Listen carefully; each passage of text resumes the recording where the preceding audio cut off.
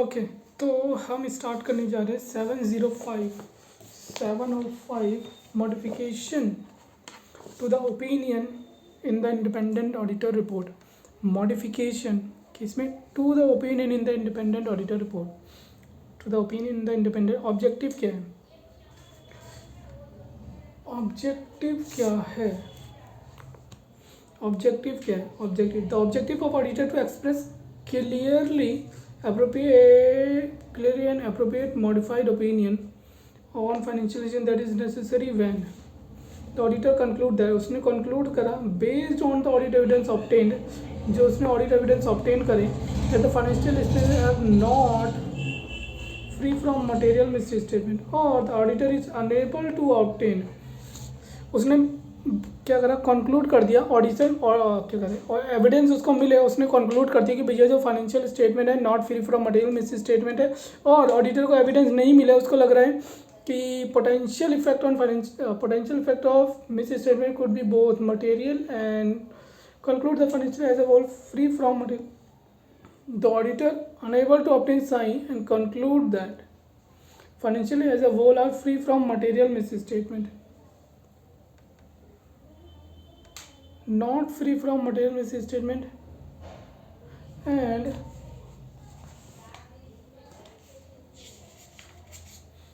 unable to obtain the appropriate audit evidence that the financial statement free from। उसका objective ये है कि अगर उसको एविडेंस मिले वो कंक्लूड कर देगा भैया फाइनेंशियल स्टेटमेंट क्या है, फ्री नहीं है material misstatement, as a whole not free from material misstatement. ठीक है, अगर फिर ऑडिटर अनेबल टू ऑब्टेन, अगर उसे एविडेंस ही नहीं मिले तो वो कंक्लूड कर देगा that as a whole are free from material mis, financial statement क्या as a whole are free from material misstatement. Qualified opinion क्या है? क्वालिफाइड ओपिनियन क्या है? जब ऑडिटर को एविडेंस मिल जाता है तो कंक्लूड कर देता है भैया जो इसमें मटेरियल मिस स्टेटमेंट है, कुड भी बोथ हो सकता है, या तो परवेसिव हो सकता है या तो मटेरियल। अरे यार एक तो लैंग्वेज ही नहीं आती भाई साहब, इतने अटेम्प्ट दे रहा हूँ।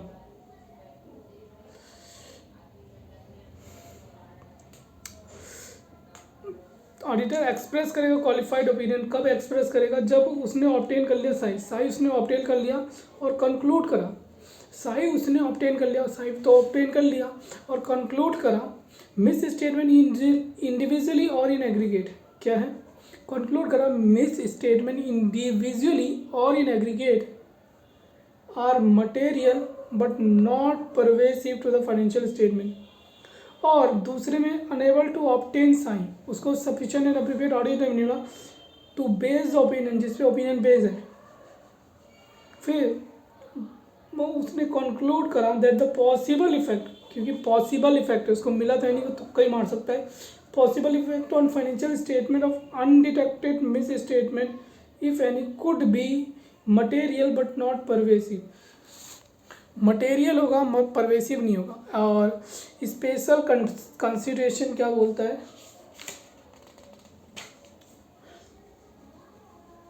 स्पेशल कंसिडरेशन क्या बोलता है? When the auditor express a qualified opinion, जब वो एक्सप्रेस करता है qualified opinion due to material misstatement, तो ऑडिटर शैल स्टेट करेगा दैट द ऑडिटर का opinion except for the effect of the matter describe in the basis of auditor opinion. मतलब पहले अब इतना सुन लो, उसका ऑब्जेक्टिव है वो कंक्लूड करेगा अगर audit evidence obtain on the basis of audit evidence based on the audit evidence obtain कि financial statement as whole are not free from material misstatement, ये उसका ऑब्जेक्टिव है। वो क्लियरली क्या कर देगा? एक्सप्रेस कर देगा appropriate modified opinion on financial statement that is when, जहाँ पे नेसेसरी वो क्लियरली स्पेसिफाई कर देगा। दूसरा अनेबल, अगर वो ऑडिट एविडेंस नहीं कर पाया, अगर वो क्या कर पाया और अनेबल टू ऑब्टेन साइन, अगर उसको साइन नहीं मिला तो वो कंक्लूड कर देगा financial statement free from material miss statement.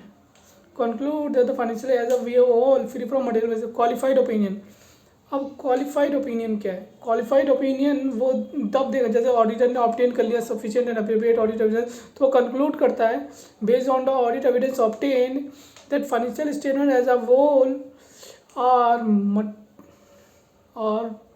Material but not pervasive, material not pervasive to financial statement.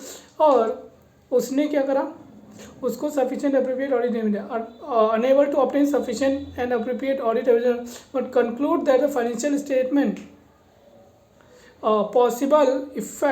possible effect on financial statement of undetected misstatement. Financial effect क्या होगा? अनडिटेक्टेड मिस स्टेटमेंट का क्या हो सकता है? Could be material but not pervasive. Special consider जब वो qualified express करेगा तो उसको बोलेगा कि भैया इसको छोड़ के ये सारी चीज़ें ठीक है, इसको छोड़ के ठीक है। पहला when reporting according with fair presentation, जब हम क्या कर रहे हैं, रिपोर्ट कर रहे हो कैसे?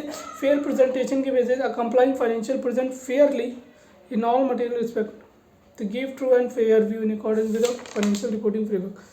When reporting according with compliance framework, एक बार देखो फिर से, जब हम क्या कर रहे हैं, फेयर प्रेजेंटेशन के फ्रेमवर्क पे कर रहे हो तो कंप्लाइंग करेंगे फाइनेंशियल स्टेटमेंट क्या हो, present to fairly in all material respect, ठीक है।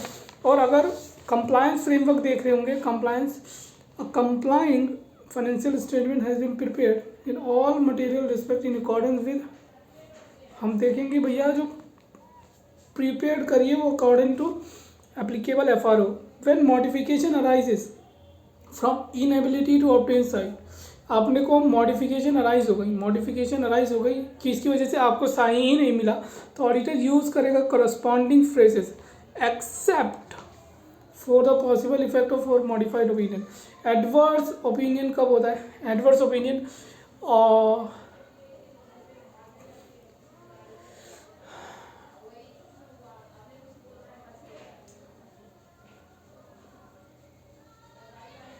adverse opinion, auditor unable to obtain sign and conclude that the possible effect of financial statement could be both material and pervasive,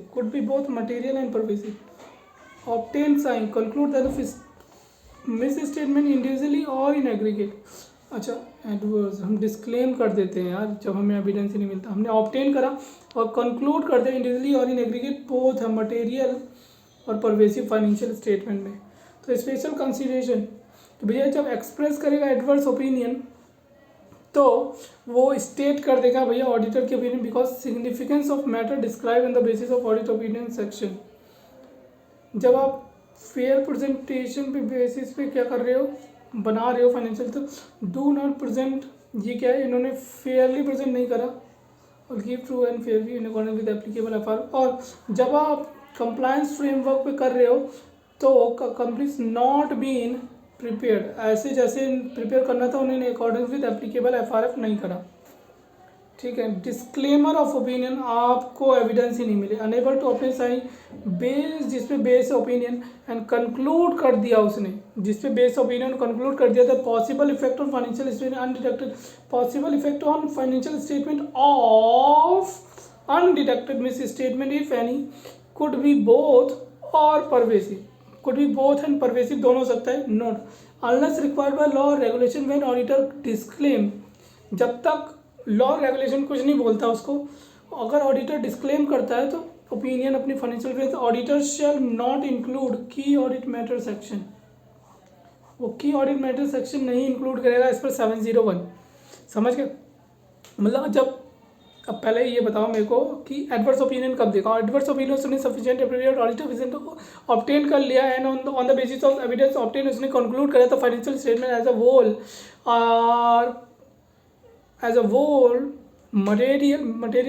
material है और pervasive है, as a whole individually और in aggregate both material and pervasive to financial statement. Misstatement conclude करा है उसने, miss statement है individually और in aggregate, क्या हो सकता है, बोथ मटेरियल और परवेसिव हो सकता है, ठीक है। स्पेशल कंसिडरेशन तो ऐसे ऐसे करेगा, फेयर प्रेजेंटेशन फ्रेमवर्क होगा, अगर कंप्लाई नहीं करा होगा फाइनेंशियल स्टेटमेंट ने तो वो तब देगा।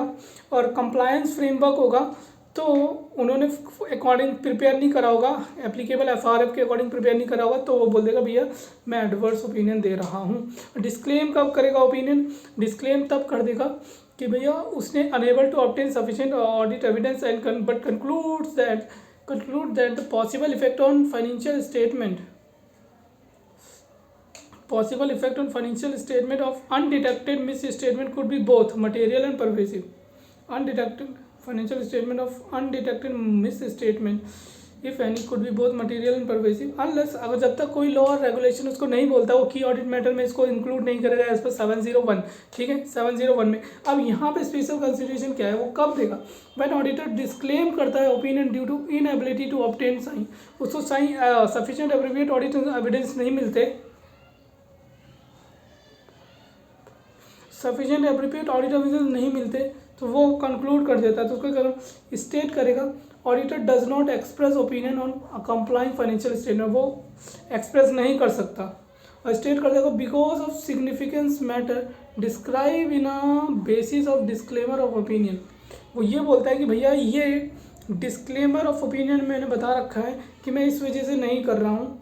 Auditor has not been able to obtain sign to provide a basis of audit of opinion financial statement, और अमेंड कर देगा स्टेटमेंट 700 में which indicate the financial statement has been audited state that the engage in audit of financial statement.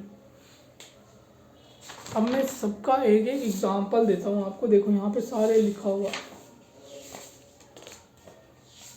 Disclaimer, consequences of inability to obtain sufficient appropriate audit evidence, management impose limitation on acceptance of auditor inability to obtain sign, consequences inability to obtain sign, ये circumstances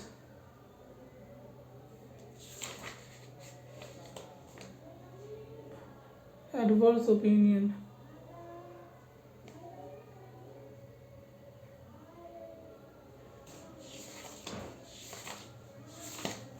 ये तो बस यही था।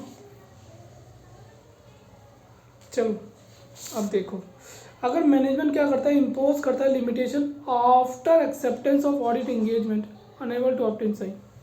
भैया management ने क्या कर दिया, इम्पोज कर दिया लिमिटेशन, तो भैया वो पूछेगा कि बेसिस क्या है लिमिटेशन लगाने का, तो उससे बोलेगा रिमूव करने के लिए। अगर वो रिमूव नहीं करते तो वो कम्युनिकेट कर देगा, और या तो दो चीज़ कर सकता है, या तो विड्रॉल कर लेगा या तो लीगल एक्शन लेगा। ठीक है, after accepting audit, audit accept करने के बाद मैनेजमेंट ने इम्पोज कर दी क्या, लिमिटेशन, किस पे, स्कोप पे, लाइकली टू रिजल्ट। अब उसकी वजह से क्या हो रहा है, क्वालिफाइड और डिस्क्लेमर ऑफ ओपिनियन जा सकता है ऑडिटर का।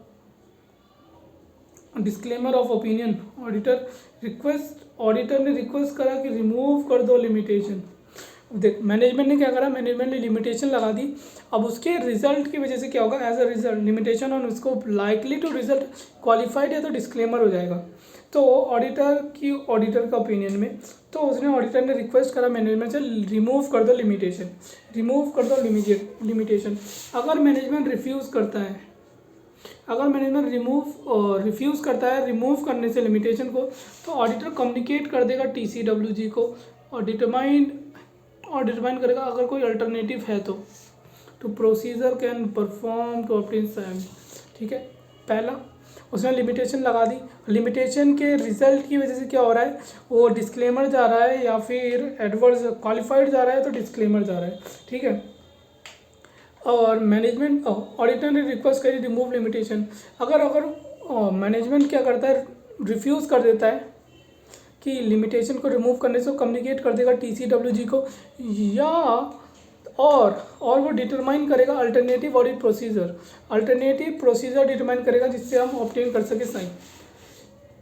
अगर ऑडिटर कंक्लूड करता है that the effect, possible effect, अब उसको मिला नहीं एविडेंस, अब वो कंक्लूड करता है कि possible effect on financial statement undetected misstatement if any, अगर कोई है, could be material but not pervasive, तो क्वालिफाई कर देगा ओपिनियन। और अगर ऑडिटर कंक्लूड करता है the possible effect on financial statement of undetected misstatement if any could be both pervasive and, तो क्या कर देगा, एडवर्स नहीं, हाँ एडवर्स दे देगा, so that the qualification of opinion would inadequate, और ये क्या है, ये इनएडिकेट हो रही है, मतलब कि ये सफिशिएंट ही नहीं है, हम एडवर्स ओपिनियन दे रहे तो भी सफिशिएंट नहीं है to communicate gravity of situation.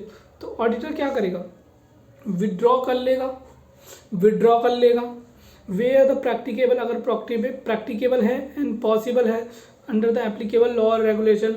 अगर withdrawal, if withdrawal from audit before issuing auditor report, अगर वो विड्रॉ करता है ऑडिट रिपोर्ट इशू करने से, तो प्रैक्टिकेबल नहीं है, ऑडिट रिपोर्ट बिना इशू करे वो विड्रॉ नहीं कर सकता, प्रैक्टिकेबल ही नहीं है, तो डिस्क्लेमर ऑफ ओपिनियन दे देगा ऑन फाइनेंशियल स्टेटमेंट, ठीक है, डिस्क्लेमर ऑफ ओपिनियन दे देगा।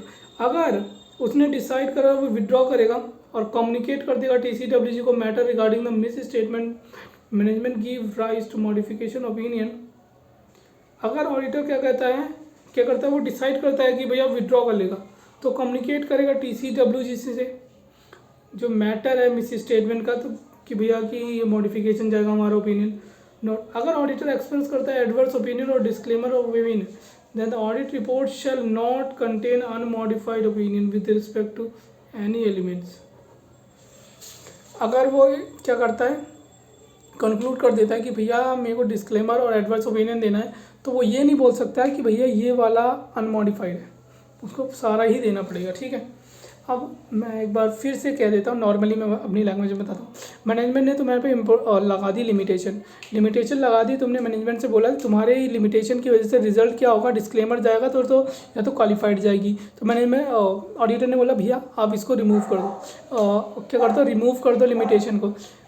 अब मैनेजमेंट कह रहा भैया लिमिटेशन रिमूव नहीं कर रहा, तो ऑडिटर क्या करेगा, कम्युनिकेट कर लेगा TCWG को, और वो देखेगा alternative procedure to obtain alternative procedure देखेगा टू ऑब्टेन करने के लिए सफिशिएंट अप्रूव ऑडिट एविडेंस, ठीक है, यहाँ से सफिशिएंट अप्रूव ऑडिट एविडेंस देखने के लिए देखेगा। अगर ऑडिटर क्या करता है, कंक्लूड करता है कि भैया फाइनेंशियल स्टेटमेंट में, ऑडिटर ने कंक्लूड करा कि जो possible effect of miss statement on financial statement, possible effect on financial statement of undetected misstatement, possible effect on financial statement, possible effect क्या हो सकता है फाइनेंशियल स्टेटमेंट पे of undetected miss statement, material है but not pervasive, तो qualified कर देगा opinion. और अगर वो क्या करता है, कंक्लूड करता है, अगर ऑडिटर कंक्लूड करता है तो possible effect on financial statement, possible effect of financial statement of undetected misstatement could be both pervasive and material, both could be both material and pervasive. तो उसको क्या करना है, सो द क्वालिफिकेशन, ये जो क्वालिफिकेशन है adverse जाती है यहाँ पे, तो क्वालिफिकेशन है वो इनएडिकेट है कम्युनिकेट करने के लिए ग्रेविटी ऑफ सिचुएशन को। तो ऑडिटर क्या करेगा, विड्रॉ कर लेगा, अगर लॉ और रेगुलेशन परमिट करते हैं तो विड्रॉ कर लेगा ऑडिटर, अगर प्रैक्टिकेबल है and possible under law and regulation. और दूसरा, अगर वो क्या है, पॉसिबल नहीं है, प्रैक्टिकेबल नहीं है कि भैया बिना आप ओपिनियन दिए विड्रॉ नहीं कर सकते, अगर withdrawal from the audit before issuing audit report is not practical, तो डिस्क्लेम दे देगा, हम ओपिनियन ही नहीं दे रहे ऑफ ओपिनियन फाइनेंशियल स्टेटमेंट। अगर उसने क्या करा, विड्रॉ करने का डिसाइड करा, अगर उसने डिसाइड करा कि विड्रॉ करेगा, तो कम्युनिकेट कर देगा भैया कि मिस स्टेटमेंट है, matter regarding misstatement that give rise to modification of opinion, ये हमें बता रहा है कि मॉडिफिकेशन होगी। तो ये यहाँ से इतना आपका ख़त्म हुआ। मैं एक बार इसका एग्जाम्पल करूँगा, फिर थोड़ा सा कम्फर्ट आएगा, राइट, ठीक है। द ऑडिटर की inability to obtain sign, auditor है circumstances and modification in auditor's opinion और consequences of inability to obtain sign evidence management report limitation, ठीक है। If the auditor decides other consideration form and content of auditor में auditor opinion modified, ठीक है। What is the basis, auditor auditor ने क्या करा, auditor inability to obtain sign, उसको sign ही नहीं मिल रहा। क्या सीन हो गया भैया, साइन नहीं मिल रहा।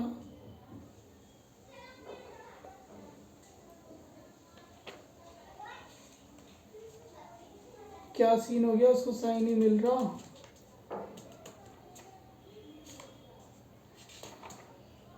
छोड़ो यहीं से देखो भी।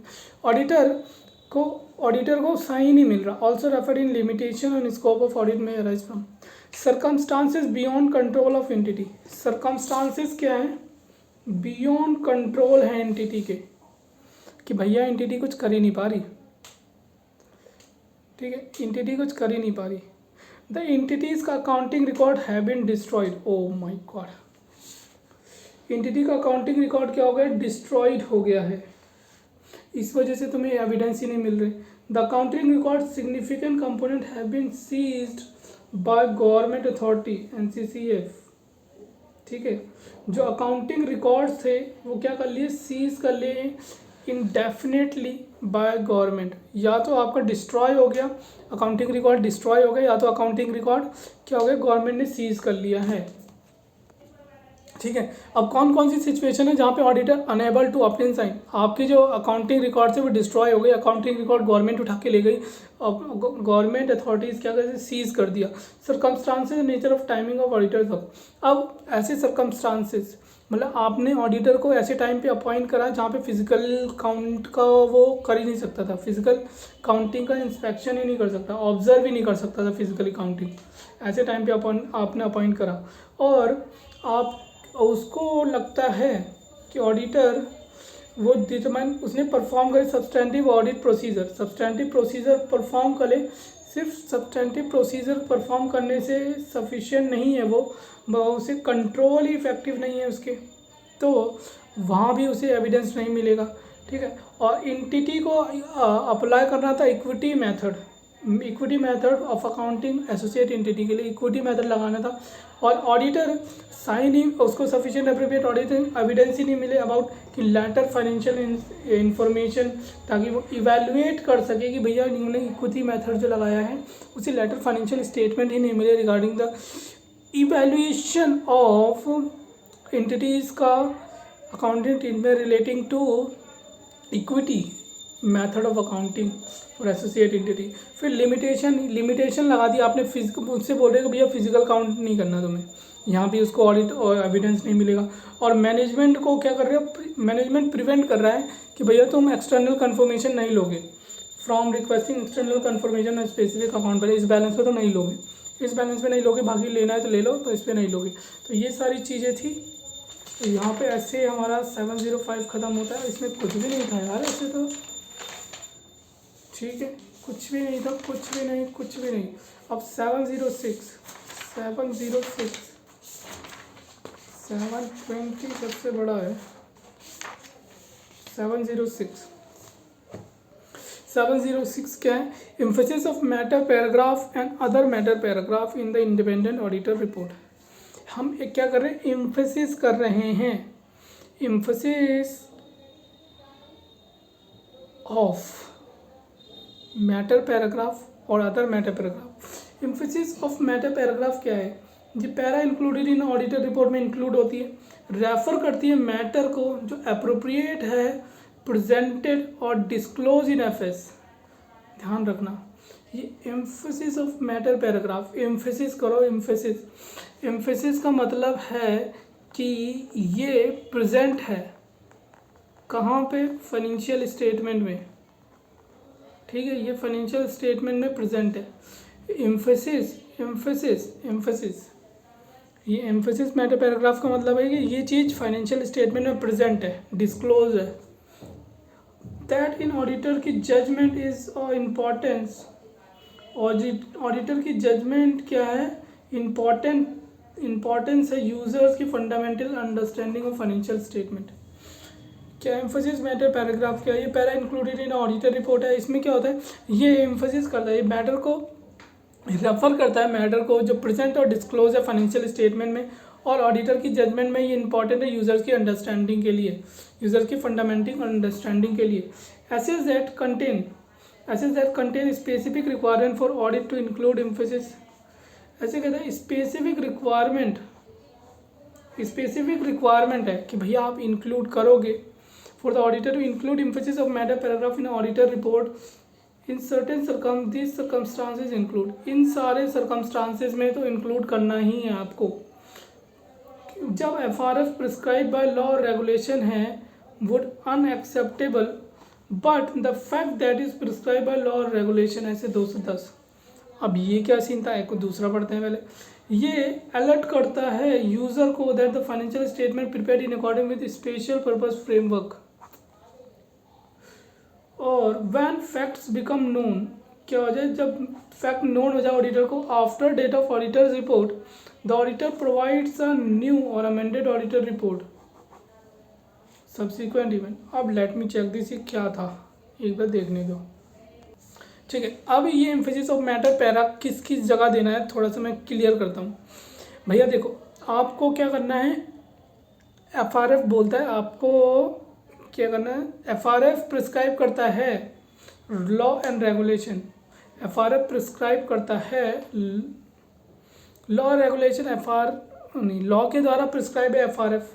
हाउ वो अनएक्सेप्टेबल है, वो अनएक्सेप्टेबल है, हम एक्सेप्ट नहीं कर सकते उसको, बट अल्टीमेटली तो लॉ और रेगुलेशन ने प्रिस्क्राइब करा है, but the fact that is law और रेगुलेशन ने प्रिस्क्राइब करा है, prescribe by law and regulation. तो इस जगह पे ऐसा कोई सीन है तो आप एम्फेसिस ऑफ मैटर पैरा में डाल दो। दूसरा, अगर जो फाइनेंशियल स्टेटमेंट है वो स्पेशल पर्पस की है, स्पेशल पर्पस फ्रेमवर्क से बनी है, तो आप तब भी ऐड कर दो। ठीक है, टू अलर्ट कर दो यूज़र को दैट फाइनेंशियल स्टेटमेंट क्या है, प्रिपेयर्ड हुई है स्पेशल पर्पस के लिए, स्पेशल पर्पस फ्रेमवर्क। अब तीसरा क्या है, जब ऑडिटर को पता चलता है, ऑडिटर को डेट ऑफ ऑडिटर रिपोर्ट के बाद पता चलता है, ऑडिटर प्रोवाइड कर देता है अमेंडेड ऑडिटर रिपोर्ट, तो इसमें भी emphasis of matter paragraph add करना है कि भैया मैंने अमेंडेड ऑडिटर रिपोर्ट दी है।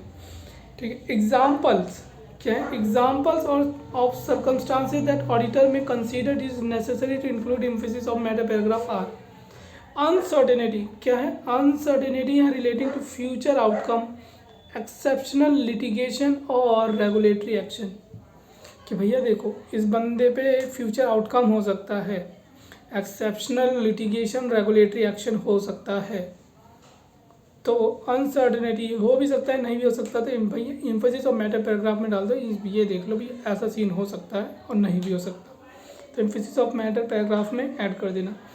एक significant subsequent event that occur between the date of financial statement and the date of auditor report, कोई subsequent event हुआ, कोई significant subsequent event हुआ after the financial statement but before the auditor's report that occur between the financial statement and the date of auditor's report के बीच में significant subsequent event हुआ, तो आपको बता देना भैया ऐसा इतना बड़ा इवेंट हुआ है, इसके बीच में एम्फेसिस ऑफ मैटर पैराग्राफ में डाल देना।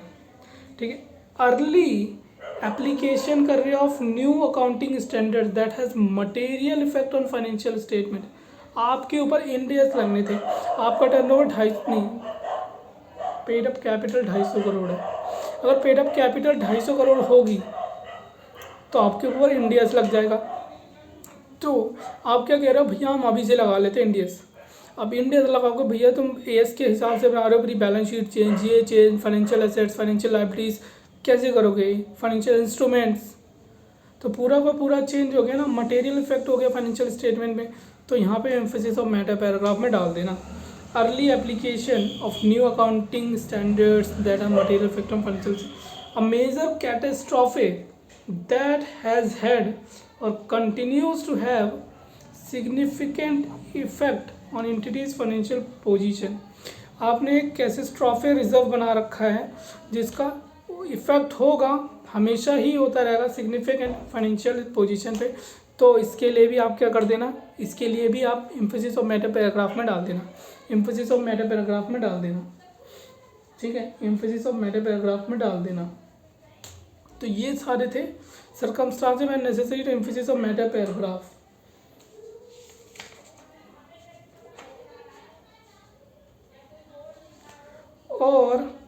When the auditor include emphasis of matter auditors report auditor shall, अगर जब वो क्या करेगा, इंक्लूड करेगा, क्या इंक्लूड करेगा, emphasis of matter paragraph in auditor report में, तो उसको क्या करना पड़ेगा, एक सेपरेट सेक्शन देना पड़ेगा ऑडिटर रिपोर्ट में, क्लियर रेफरेंस देनी पड़ेगी to the matter being emphasize, कि भैया तुम इस नोट पे यहाँ चले जाओ, इस पॉइंट पे, इस पेज पे, एक क्लियर रेफरेंस देनी पड़ेगी और सेपरेट सेक्शन की भैया एम्फेसिस ऑफ मैटर पैराग्राफ, ठीक है।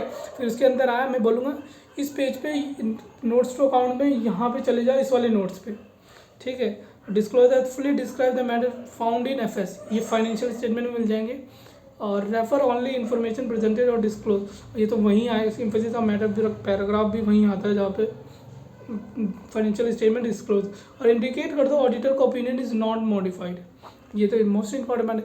और ये भी लिख दो भैया कि जो वहाँ पे ये लिखा हुआ है इसके भी, इसकी वजह से मेरी ओपिनियन मॉडिफाइड नहीं हुई है, मेरी ओपिनियन यही रहेगी, दैट्स इट।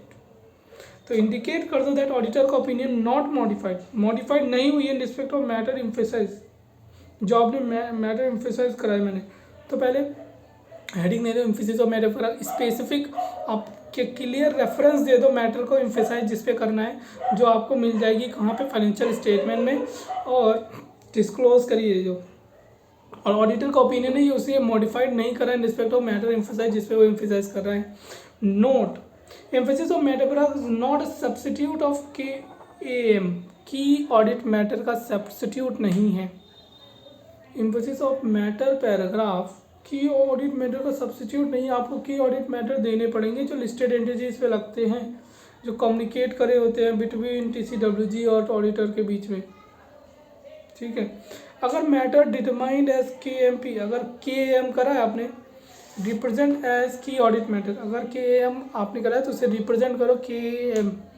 अब other matter paragraph, other matter paragraph होता है, पैरा ऑडिटर रिपोर्ट में होता है, रेफर करता है मैटर को अदर देन दोज प्रेजेंटेड और डिस्क्लोज, मतलब जो प्रेजेंट है और डिस्क्लोज करिए फाइनेंशियल स्टेटमेंट में वो नहीं है, दूसरी है। जैसे आपको लेके चला गया भैया, कि तुम्हें लेके चला गया GST का नोटिस आया है, अब GST का नोटिस ये वाला देख लो, उसमें क्या है, अब ये फाइनेंशियल स्टेटमेंट में तो नोटिस नहीं होगा ना, तो आप वेबसाइट पे जाके देख लो।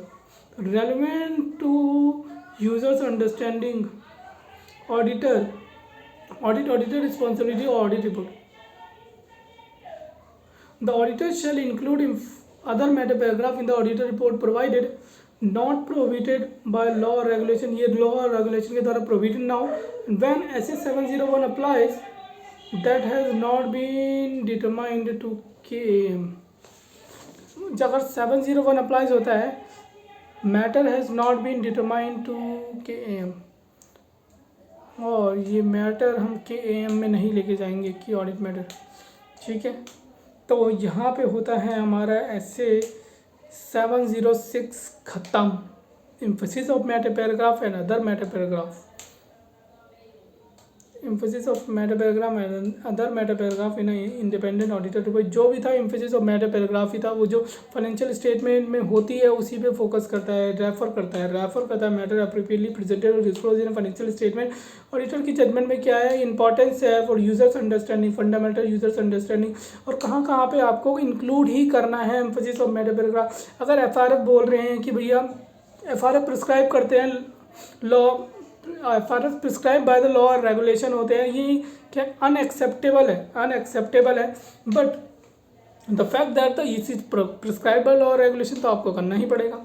और दूसरा क्या है, अलर्ट करता है आपको, अलर्ट कर दो किसको, यूज़र्स को, अलर्ट कर दो यूज़र को। जो फाइनेंशियल स्टेटमेंट जो बनाई गई हैं वो स्पेशल पर्पस फ्रेमवर्क के हिसाब से बनाई गई हैं, और ये जैसे ऑडिटर क्या करता है उसको पता चलता है तो अपनी ऑडिटर रिपोर्ट चेंज कर देता है। तो यहाँ पे भी emphasis of matter paragraph 0 when जब बिकम ऑडिटर को फैक्ट पता चलते हैं तो वो क्या करते हैं, after auditor report auditor provide कर देता है न्यू अमेंडेड ऑडिट रिपोर्ट। तो यहाँ भी आपको एम्फेसिस ऑफ मैटर पैराग्राफ दे रहे हैं। अब कौन कौन का एग्जांपल है, एग्जांपल की कहाँ पे एम्फेसिस ऑफ मैटर पैराग्राफ हो सकता है, मोस्टली जब ये अनसर्टेनिटी हो कि भैया फ्यूचर में लिटिगेशन आने वाले हैं, तो बोलेगा भाई साहब एम्फेसिस ऑफ मैटर पैराग्राफ दे दो, वो लिटिगेशन आपको मिल जाएगा, लीगल लॉस और एक्सपेंस PNL में डाल रखे होंगे, प्रोविजन बनाया होगा, कुछ भी करा होगा, ठीक है। अब सब्सिक्वेंट इवेंट जो सब्सिक्वेंट इवेंट होने वाला है हो चुका है, सिग्निफिकेंट सब्सिक्वेंट इवेंट हुआ है, सिग्निफिकेंट सब्सिक्वेंट हुआ है किसके बीच में, फाइनेंशियल स्टेटमेंट के बीच में और ऑडिट रिपोर्ट डेट के बीच में, किसके बीच में, फाइनेंशियल स्टेटमेंट और डेट ऑफ ऑडिट रिपोर्ट के बीच में हुआ है। और आपने क्या करा है, कोई भी अकाउंटिंग स्टैंडर्ड से आपने उसको अर्ली एप्लीकेशन कर लिया, इसकी वजह से सिग्निफिकेंट इम्पैक्ट आया फाइनेंशियल स्टेटमेंट पे, तो आप इसमें भी एम्फेसिस ऑफ मैटर पैराग्राफ दोगे। और आपका मेजर जो कैटास्ट्रॉफे है वो has had and continues to have significant impact on financial statement, continue रहेगा significant impact on financial statement. अब emphasis of matter paragraph auditor report में कैसे कैसे होगा, सबसे पहले आप क्या करो, एम्फेसिस ऑफ मैटर पैराग्राफ एक रेफरेंस लाइन दे दो, सेपरेट सेक्शन दे दो ऑडिटर रिपोर्ट में, इंक्लूड कर दो separate section with heading include the form emphasis of matter paragraph, ठीक है, सेपरेट कर दिया। अब आप क्या करो, उसमें क्लियरली मेंशन कर दो, clearly reference mention, clearly refer कर दो to the matter mention in a being emphasize, clearly mention कर दो, क्लियरली रेफर कर दो मैटर जो जिस पे आप एम्फेसाइज कर रहे हो, और वेयर कहाँ पे मिलेगी आपको, और where the relevant disclosure that fully describe, और वेयर कहाँ पे पूरा डिस्क्राइब हो रखा है matter can be found is, आप एफएस में फाउंड कर सकते हो। और तीसरा इसमें बोल देना कि भैया ये जो मैटर जिसपे मैं एम्फेसाइज कर रहा हूँ यहाँ पे मेरी मॉडिफाइड ओपिनियन नहीं है, यहाँ पे मेरी मॉडिफाइड ओपिनियन नहीं है, मेरी ओपिनियन मॉडिफाइड नहीं है, indicate that auditor opinion not modified in respect of matter emphasize. अगर कोई KMP है तो उसे KMP में रखो, ये इसका सब्सिट्यूट नहीं है, अंडरस्टूड। अदर मैटर पैराग्राफ में वो मैटर आते हैं जो अदर दैन डिस्क्लोज है, जिसको आपने डिस्क्लोज नहीं करा, मतलब वो डिस्क्लोजर प्रेजेंटेड और डिस्क्लोज नहीं है फाइनेंशियल स्टेटमेंट में, वो मैटर आते हैं जो यूजर्स की अंडरस्टैंडिंग में क्या है, रेलेवेंट है यूजर्स की अंडरस्टैंडिंग में, और ऑडिट का ऑडिटर की रिस्पॉन्सिबिलिटी है ऑडिट रिपोर्ट में। अब ये अदर मैटर पैराग्राफ क्या है, अदर मैटर पैराग्राफ इंक्लूड करेगा, ये प्रोविडेंट नहीं होनी चाहिए लॉ और रेगुलेशन के द्वारा, और ऐसे 70 अप्लाई होता है तो matter not has been determine to KAM, हम इसे डिटरमाइन नहीं करेंगे KAM, तो यहाँ पे ये 706 भी ख़त्म होता है, 706 भी ख़त्म होता है, इलस्ट्रेशन दे रखा है, ठीक है, ओके ओके। अब तो ऐसे बचे हैं मेरे 710 720 720 तो 2 पेज का है, 710 1 पेज का है, इसको भी कर लूँ क्या, कर लेता हूँ यार, कर लेता हूँ, कोई फ़र्क नहीं पड़ता, कोई फ़र्क नहीं पड़ता, ठीक है, कर लूँगा तो अच्छा ही रहेगा, मेरे को एग्जांपल करने रह जाएंगे बस, एग्जांपल, बाकी तो आपने पूरा पढ़ ही लिया है। अब हम ऐसे 710 शुरू करने जा रहे हैं, comparative information, correspondent figure and comparative financial statement. यहाँ तो टाइम लगने वाला है, मेरे को नहीं पता क्योंकि मैंने इसको कभी पढ़ा भी नहीं है। कंपैरेटिव 710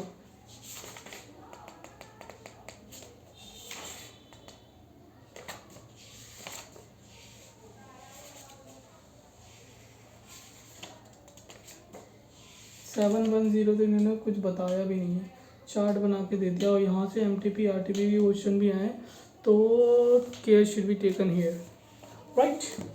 तो 710 इसका तो नाम ही मेरे को याद नहीं हुआ अभी तक, क्या है 710, कंपैरेटिव इंफॉर्मेशन। कंपैरेटिव इंफॉर्मेशन मतलब बैलेंस शीट बनाते हैं 2 साल की आती है, ठीक है, करस्पॉन्डिंग फिगर्स, साथ में जो उसके करस्पॉन्डिंग फिगर होती है, and comparative financial statement, information compare करने के लिए इंफॉर्मेशन, करस्पॉन्डिंग फिगर्स साथ में फिगर्स है, and comparative financial statement. Let me check this, okay. तो हम स्टार्ट करते हैं भैया, डेफिनेशन तो मेरे को कुछ पल्ले नहीं पड़ रही। करस्पॉन्डिंग फिगर का मतलब होता है कंपैरेटिव इंफॉर्मेशन जो इंक्लूड हो रखी है करंट पीरियड फाइनेंशियल स्टेटमेंट में, okay okay. Comparative financial statement मतलब कंपैरेटिव इंफॉर्मेशन जो इंक्लूड है कंपैरिजन विद, 2 फाइनेंशियल स्टेटमेंट को कंपैरिजन करते हैं तो कंपैरेटिव फाइनेंशियल स्टेटमेंट हो जाती है। करंट पीरियड अगर ऑडिटेड है तो रेबर्ड ऑडिटेड ओपिनियन, ठीक है। अब यहाँ पे मैं audit procedure for comparative information मतलब कि दो फिगर्स आ रही है ना, बैलेंस शीट बनाते हैं हम, तो एक साल का यहाँ रहता है, पिछले साल करंट ईयर का इधर, पिछले साल का ईयर, तो कंपैरेटिव इंफॉर्मेशन में वो चीज़ देखेगा। पहला परफॉर्म करेगा स्पेसिफिक ऑडिट प्रोसीजर, क्या वो डिटरमाइन करेगा भैया कि तुमने अप्रोप्रिएटली क्लासीफाई तो कर रखा है, अप्रोप्रिएटली क्लासिफाइड है ना ये कंपैरेटिव इन्फॉर्मेशन, तो उसको क्या करना पड़ेगा, वो इंश्योर करेगा कि भैया जो कंपैरेटिव है वो एग्री करती हो अमाउंट ऑफ प्रीवियस ईयर से, अमाउंट और अदर डिस्क्लोज प्रायर पीरियड से एग्री करती हो, मतलब वो मैच करती हो प्रायर पीरियड से। जो कंपैरेटिव अमाउंट है, कंपैरेटिव इन्फॉर्मेशन है, वो क्या करती हूँ, एग्री करती हूँ। मतलब कि मान लो मेरा 17-18 अब जो 17-18 में है, 17-18 में फिगर है 10 लाख की हमारी शेयर कैपिटल में। अब बैलेंस शीट हम पिछले साल की देखें तो वही आ रही हो 10 लाख की, ठीक है। तो ये मैच करना है, वो एग्री करता है, इंश्योर करेगा जो कंपैरेटिव इन्फॉर्मेशन है एग्री करती हो प्रायर पीरियड विद अमाउंट और अदर डिस्क्लोजर से जो आपने पिछले साल करी थी। फिर दूसरा जो अकाउंटिंग पॉलिसीज़ है वो आप कंसिस्टेंटली अप्लाई कर रहे हो, कंसिस्टेंटली अप्लाई कर रहे हो। Accounting policies applied consistently with applied जो करंट पीरियड में कर रहे हो आप, जो आपने करंट पीरियड में अप्लाई करी है वही आप कंसिस्टेंटली अप्लाई कर रहे हो, ठीक है, ठीक है, ठीक है, ठीक है, ठीक है। और तीसरा क्या है, अगर कोई चेंज आता है एप्लीकेशन ऑफ अकाउंटिंग पॉलिसीज़ में, आपने उसको प्रॉपर्ली एडिकेटली डिस्क्लोज कर दिया हो, कोई भी चेंज आता है एप्लीकेशन ऑफ अकाउंटिंग पॉलिसीज़ में आपने उसको डिस्क्लोज कर दिया हो, तो 3 चीज़ें। पहली, आप एग्री करती है आपके अकाउंट और कंपैरेटिव इन्फॉर्मेशन एग्री करती है क्या, किससे, कि अमाउंट और डिस्क्लोजर से प्रायर पीरियड के। फिर दूसरा था तुम्हारा, हाँ, अकाउंटिंग पॉलिसीज़ आप क्या कर रहे हो, कंसिस्टेंटली अप्लाई कर रहे हो, जो आप करंट पीरियड में कर रहे हो वही पिछले पीरियड में भी कर रहे थे।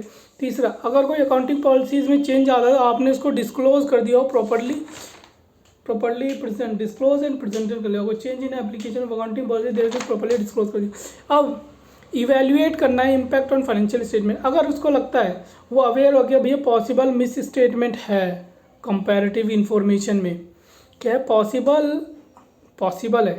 पॉसिबल मिस स्टेटमेंट है, उसको लग गया, अवेयर हो गया भैया possible misstatement comparative information में, तो वो क्या करेगा, ऑडिट प्रोसीजर परफॉर्म करेगा to obtain sufficient audit evidence. वो कर करेगा perform audit procedure to obtain sufficient audit evidence, ठीक है। ऑडिट एविडेंस ऑब्टेन कर लिया, फिर उसको क्या करना है, उसको ना, अगर ऑडिटर ने ऑडिट करी होगी प्रायर पीरियड की फाइनेंशियल स्टेटमेंट तो उसको 560 को रिक्वायरमेंट को फॉलो करना है। अगर उसने क्या करा होगा, प्रायर पीरियड का ऑडिट करा होगा तो उसे 560 का वो फॉलो करना है, ठीक है। नॉर्मली सी बात है, नॉर्मली सी बात,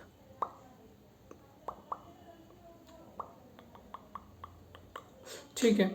इवैल्यूएट कर लिया आपने, प्रोसीजर ले लिया, आपको लगता है कि भैया मिस स्टेटमेंट है, पॉसिबल मिस स्टेटमेंट हो सकती है कंपैरेटिव इन्फॉर्मेशन, आपने ऑडिट प्रोसीजर लगाया sufficient appropriate audit evidence obtain करने के लिए। और अगर वो पिछले साल का ऑडिट हुआ है तो आप क्या करो, आपने ऑडिट किया है तो 560 अप्लाई कर लो। अब आप क्या करो, रिटर्न रिप्रेजेंटेशन भी ले लो। 580 कहता है ऑडिटर को रिक्वेस्ट करनी चाहिए return representation, he should obtain specific return representation of previous year का regarding the prior period item that disclose कर दिया उसने, इससे मेरे को रिटर्न रिप्रेजेंटेशन लेना है, ये वाली, ठीक है, ये यहाँ पे ख़त्म। रिटर्न रिप्रेजेंटेशन लेना है, specific return representation regarding the prior period की आपने प्रॉपर्ली डिस्क्लोज कर दिया है। अब आते हैं ऑडिट रिपोर्टिंग में, पहले मैं पढ़ लूँ फिर आपको बता दूँ। ओके, तो अब रिपोर्टिंग कैसे करना है भैया, ऑडिट की रिपोर्टिंग कैसे करनी है। अब देखो, ऑडिटर क्या नहीं करेगा, रेफर नहीं करेगा, auditor report when corresponding figures are presented, auditor's का opinion not refer to corresponding figures except, जब क्या होगा, करस्पॉन्डिंग उसे फिगर्स देंगे तो ऑडिटर का ओपिनियन वो रेफर नहीं करेगा टू करस्पॉन्डिंग फिगर्स, ऑडिटर का ओपिनियन वो रेफर नहीं करेगा, क्योंकि ऑडिटर का जो ओपिनियन दिया है ना उसने लास्ट ईयर में, वो रेफर नहीं करेगा इनको छोड़ के, तो मतलब इनमें रेफर करेगा। अब देखो पहले ऑडिटर का रिपोर्ट जो प्रायर पीरियड का था, जो पहले पिछले प्रायर पीरियड का ऑडिटर का रिपोर्ट था, वो उसमें मॉडिफाइड ओपिनियन थी। पिछले प्रायर पीरियड में ऑडिटर की रिपोर्ट में मॉडिफाइड ओपिनियन थी, ठीक है। और मैटर जो था वो हमें राइज दे रहा है, मैटर जो था वो हमें राइज दे रहा है, मैटर जो था वो हमें राइज दे रहा है कि जो अनरिजॉल्व रह गया है, जो मॉडिफिकेशन है वो अनरिजॉल्व रह गई है, ठीक है। जो प्रायर पीरियड के ऑडिटर ने अपना ओपिनियन दिया था उसमें क्या था, उसमें थी मॉडिफिकेशन थी। और मैटर हमें राइज दे रहा है कि जो मैटर था, जो मॉडिफिकेशन थी, जो मॉडिफिकेशन जिसकी वजह से करी थी वो अनरिजॉल्व रह गई है। तो वो ये अभी वाला ऑडिटर वो क्या करेगा, वो भी अपनी रिपोर्ट मॉडिफाई कर देगा। ऑडिटर शैल मॉडिफाई कर देगा अपनी ओपिनियन इन करंट पीरियड के फाइनेंशियल स्टेटमेंट में। अब बेसिस ऑफ मॉडिफिकेशन में क्या लिखेगा, बेसिस ऑफ मॉडिफिकेशन में क्या लिखेगा, या तो एक चीज़ लिख सकता है। क्या लिखेगा, वो रेफर कर देगा बोथ करंट पीरियड का फिगर और करस्पॉन्डिंग फिगर, वो क्या कर देगा, रेफर कर देगा बोथ करंट पीरियड का फिगर एंड करस्पॉन्डिंग फिगर को रेफर कर देगा, दोनों को रेफर कर देगा। और बोलेगा डिस्क्रिप्शन में बताएगा मैटर, यह हमें राइज दे रहे हैं मॉडिफिकेशन में जो इफेक्ट है और इसका पॉसिबल इफेक्ट है। ये हमें मैटर मॉडिफिकेशन का राइज दे रहे हैं, गिविंग राइज टू मॉडिफिकेशन, इसका इफेक्ट और पॉसिबल इफेक्ट है मैटर का करंट पीरियड में मटेरियल है, इफेक्ट और पॉसिबल इफेक्ट मटेरियल है। या तो दूसरी चीज़ ये ऐड कर सकता है कि एक्सप्लेन कर देगा कि भैया जो ऑडिट है वो मॉडिफाइड हो गई है, जो ऑडिट ओपिनियन है वो मॉडिफाइड हो गई है। एक्सप्लेन कर देगा तो ऑडिट ओपिनियन मॉडिफाइड हो गई है, किस वजह से, क्योंकि जो इफेक्ट है पॉसिबल इफेक्ट और पॉसिबल इफेक्ट है अनरिजॉल्व मैटर पे on comparative of current period का फिगर्स एंड करस्पॉन्डिंग फिगर्स। वो अनरिजॉल्व मैटर था, इसीलिए आपने क्या करा, मॉडिफाइड कर दिया ओपिनियन, ठीक है। एक बार मैं अभी एक्सप्लेन कर दूँ, फिर मैं एक और बार थोड़ा सा बता दूंगा। अगर ऑडिटर ऑब्टेन कर देता है ऑडिट एविडेंस कि भैया लास्ट पीरियड की ऑडिट एविडेंस ऑब्टेन कर लेता है कि भैया मटेरियल मिस स्टेटमेंट एग्जिस्ट थी प्रायर पीरियड में, बट जो ऑडिटर ने रिपोर्ट इश्यू करी थी वो क्या थी, अनक्वालिफाइड थी। ओ भाई साहब, क्या होगा फिर, अनमॉडिफाइड ओपिनियन थी जो प्रीवियसली इशू करी थी। तो वेरीफाई करेगा क्या जो वो मैटर था, क्या वो मैटर रिजॉल्व हो गया है, miss statement that is resolve, क्या वो मिस स्टेटमेंट रिजॉल्व हो गई है। अगर नहीं हुई तो वो एक्सप्रेस कर देगा क्वालिफाइड ओपिनियन और adverse opinion auditor report current period पे, ठीक है। इतना समझ गए, नहीं समझे, अभी मैं जस्ट एक्सप्लेन कर रहा हूँ, कोई दिक्कत नहीं आएगी, ठीक है। अब देखो, अगर ऑडिटर को हमें पिछले पीरियड की ऑडिटर की ओपिनियन नहीं लेनी, इनको छोड़ के इन दोनों पे हमें लेनी पड़ेगी, ठीक है। पहला एक्सप्लेन कर देता। अगर ऑडिटर ने क्या कर लिया, ऑडिटर को एविडेंस मिल गया कि मटेरियल मिस स्टेटमेंट थी प्रीवियस ईयर में और अनक्वालिफाइड अनमॉडिफाइड ओपिनियन इशू करी हुई थी, तो देखेगा क्या वो मिस स्टेटमेंट रिजॉल्व हो गई है। अगर वो हो गई है तो ठीक है, अगर नहीं हुई तो वो डिस्क्लेमर ऑफ ओपिनियन दे देगा, नहीं एडवर्स ओपिनियन दे देगा या तो क्वालिफाइड ओपिनियन दे देगा, दैट्स इट। ये पहली है, यहाँ पे आप रेफर कर सकते हो पिछले का। अब दूसरा हमें क्या पता चला, हमें जो मिली थी ऑडिटर की रिपोर्ट पिछले साल की, उसमें क्या थी, मिस स्टेटमेंट थी, मॉडिफाइड रिपोर्ट दी थी उसने उसमें, और वो हमें गिव राइज दे रहा है कि भैया जो मॉडिफिकेशन था वो अनरिजॉल्व है, जो मॉडिफिकेशन था वो अनरिजॉल्व है। तो ऑडिटर अभी अपनी ओपिनियन मॉडिफाई कर देगा, सिंपल सी बात है। इतना लंबा क्यों खींच रहे हो, सिंपल सी बात है। अगर लास्ट ईयर के ऑडिट रिपोर्ट में मॉडिफाइड ओपिनियन थी तो और वो अनरिजॉल्व अभी भी है, तो आप मॉडिफाइड कर दो, रिपोर्ट छोड़ो। अब वो क्या लिखेगा, वो ऐसी तैसी करे, ठीक है। अब वो क्या लिखेगा मैं बताता हूँ, वो रेफर कर देगा करंट ईयर का फिगर्स और करस्पॉन्डिंग फिर उनको रेफ़र कर देगा, डिस्क्रिप्शन दे देगा मैटर का कि भैया मॉडिफिकेशन हमने इसलिए दिया है कि इफ़ेक्ट और पॉसिबल इफ़ेक्ट है जो मैटर था ऑफ मैटर करंट वो मटेरियल है, जो इफ़ेक्ट और पॉसिबल इफ़ेक्ट ऑफ मैटर है वो मटेरियल है। या तो मैं एक्सप्लेन कर दूंगा भैया मॉडिफाइड बिकॉज द इफ़ेक्ट और पॉसिबल इफ़ेक्ट है अनरिजॉल्व मैटर का कंपैरेटिव फाइनेंशियल स्टेटमेंट पे, वो मटेरियल है। ठीक है, यहाँ पे हमारा ख़त्म होता है, ऐसे नहीं ख़त्म होता है, टॉपिक ख़त्म होता है कि भैया ऑडिटिंग का। ठीक है, अब हम आते हैं reporting for comparative financial statement. आपको रिपोर्ट करनी है तो आपको रेफ़र करनी पड़ेगी हर एक पीरियड की फाइनेंशियल स्टेटमेंट जो आपको प्रेजेंट करी गई है। ऑडिटर का ओपिनियन आप रेफ़र करोगे, ऑडिटर का opinion shall refer to each period for which financial statement are prepared. ठीक है, ठीक है। अब जब आप रिपोर्ट कर रहे हो करंट पीरियड पे, तो आपके अगर ऑडिटर का ओपिनियन जो है प्रीवियस पीरियड के ऑडिटर पे वो डिफरेंट है करंट पीरियड से, तो आप सब्सटैंटिव आप क्या करोगे, डिस्क्लोज कर दोगे सब्सटैंटिव रीज़न डिस्क्लोज कर दोगे कि भैया मेरा ओपिनियन डिफरेंट क्यों है।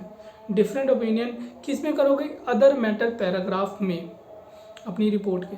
ठीक है, दैट्स इट, ख़त्म, बाय बाय।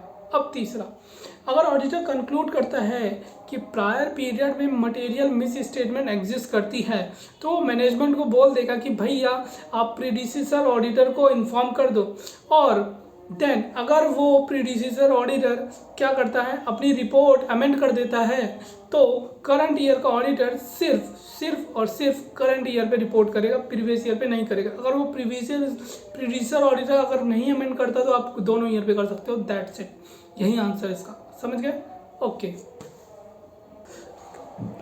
अब हमें रिपोर्टिंग करनी है, ये दोनों ही आ जाएंगे। रिपोर्ट कैसे करें, अगर प्रायर पीरियड का ऑडिट किसी और ऑडिटर ने करा है, अगर प्रायर पीरियड का ऑडिट किसी और ऑडिटर ने करा है, तो वो अपनी रिपोर्ट में क्या कर सकता है कि भैया ये प्रायर पीरियड का ऑडिट किसी और ऑडिटर ने करा है, उसकी ओपिनियन क्या थी, टाइप ऑफ ओपिनियन जो एक्सप्रेस करी, और डेट ऑफ ऑडिट रिपोर्ट क्या है। और अगर प्रायर पीरियड का ऑडिट ही नहीं हुआ, तो वो लिख देगा अदर मैटर पैराग्राफ में कि भैया प्रायर पीरियड का फाइनेंशियल स्टेटमेंट ऑडिट ही नहीं हुए थे। बट आप सिर्फ डिस्क्लोज करने से आप अपनी रिस्पॉन्सिबिलिटी रिलीव नहीं हो जाओगे कि opening balances miss statement contain नहीं करते। Opening balance does not contain miss statement that materially affect the current period का फाइनेंशियल स्टेटमेंट। तो यहाँ पे हमारा एसेस ख़त्म होता है 710। ठीक है, तो बाय बाय, आपको मिलेंगे नेक्स्ट क्लास में।